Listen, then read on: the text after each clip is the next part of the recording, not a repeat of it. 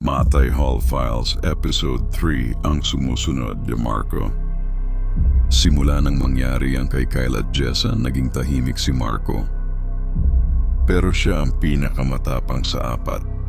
O baka naman napapraning lang tayo. Sabi niya isang hapon habang papalubog ang araw. Hindi tayo pwedeng takot ng takot. After class, siya na lang ang naiwan sa room sa first floor.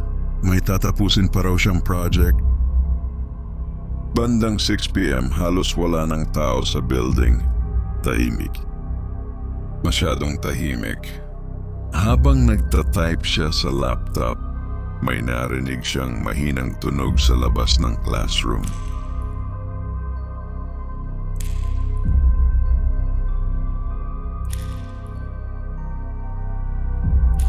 Parang naglalakad na basa ang paa.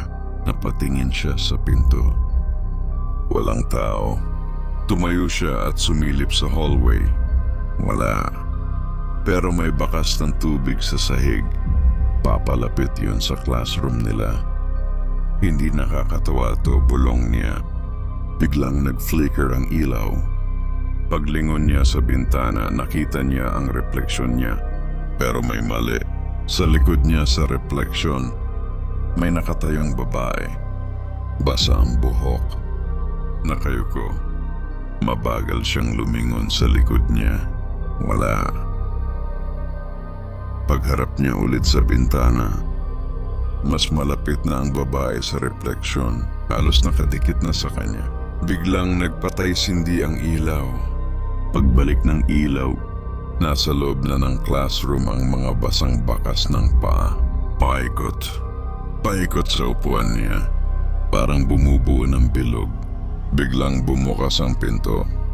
Dahan-dahan. At dun niya nakita sa dulo ng hallway may batang babae. Nakatingin sa kanya. Bulong nito. Nanigas siya. Paano niya alam ang pangalan niya? Hindi ka ba kompleto?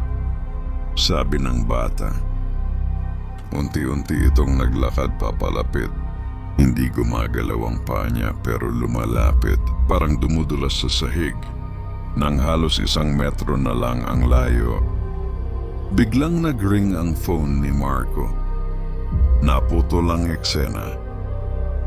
Nawala ang bata. Humihingal siyang sumagot. Si Kyle. Marco, umalis ka diyan. Ngayon na. Bakit? Nanginginig niyang tanong. May ilang segundong katahimikan sa kabilang linya. May nakita si Jessa sa registrar. Ano? Lumang record ng estudyante na namatay sa Matay Hall. Anong pangalan? Mahinang sagot ni Kyle. Maria M. Alvarez. Anong section? Tahimik ulit. Section M12. Sa likod ni Marco, may malamig na hininga na tumama sa batok niya at isang bulong. 5 na tayo.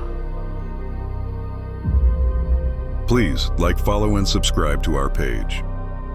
Ikaw, ano ang pinakanakakatakot mong kwento? I-share mo sa comment section. Malay mo, kwento mo na ang susunod naming mapanood.